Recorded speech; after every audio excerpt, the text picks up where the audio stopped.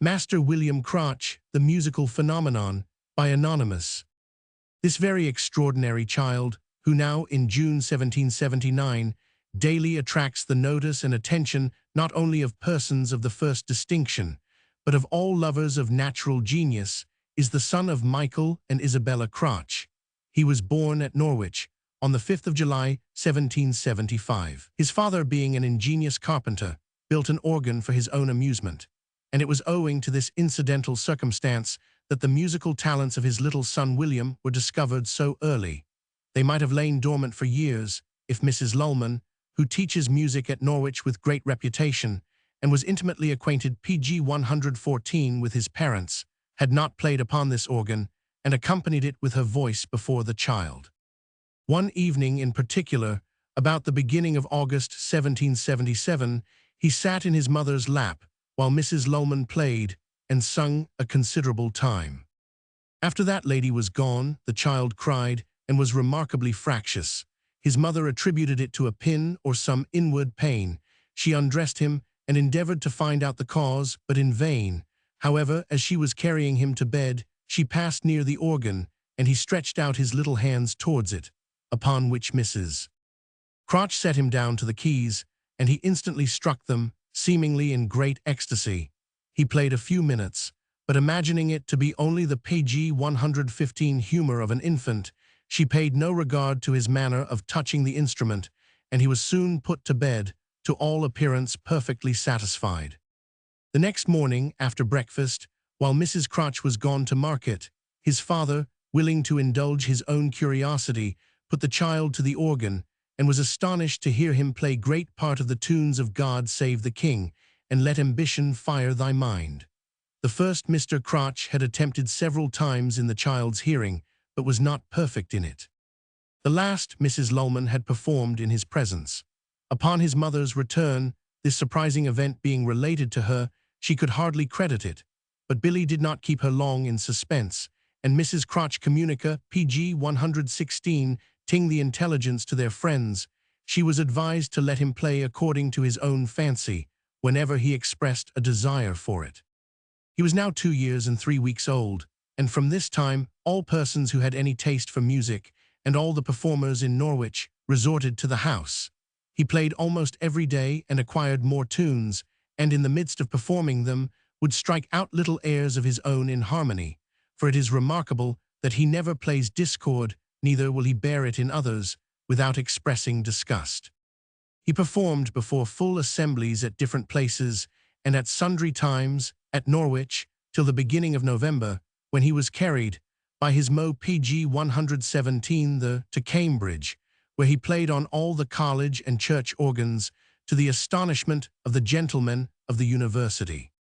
About the middle of December, he arrived in London, but no public exhibition was made of his performance, till they had been heard by their Majesties, to whom he and his mother were presented, by Lady Hertford, at the Queen's Palace, on the 7th of February, when he played on the organ in the presence of their Majesties and the royal family, who were graciously pleased to express their approbation.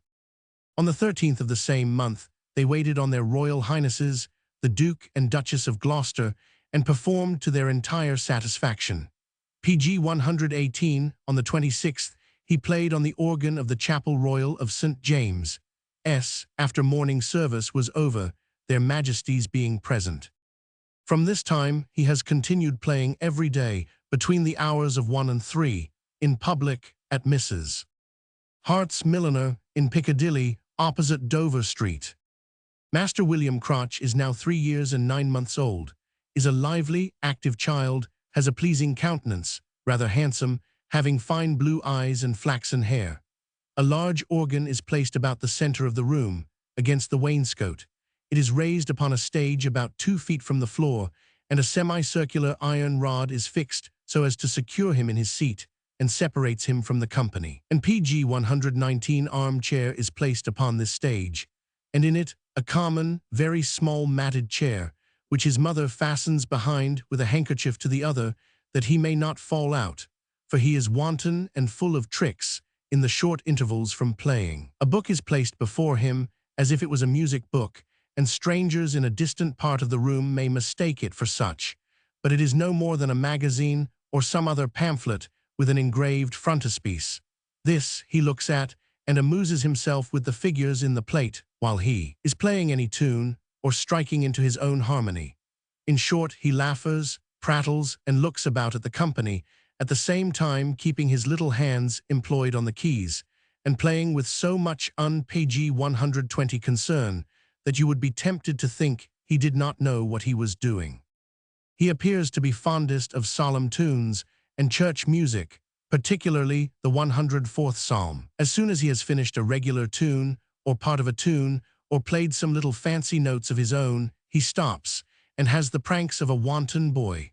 Some of the company then generally give him a cake, an apple, or an orange, to induce him to play again. But it is 9 to 1, if he plays the tune you desire, unless you touch the pride of his little heart, by telling him he has forget such a tune, or he cannot play it.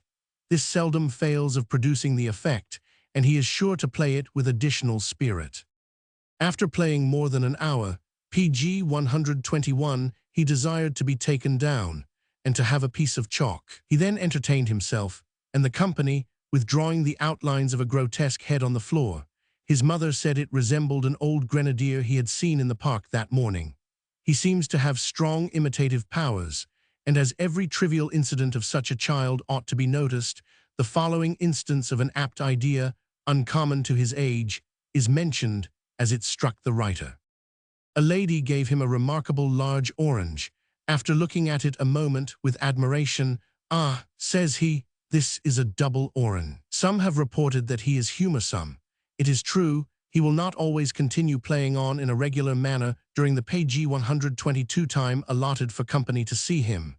Nor can it be expected, he is not of an age to be reasoned with, and humanity forbids compulsion. It is, in fact, rather surprising that he can be brought to play every day without growing tired and disappointing the company.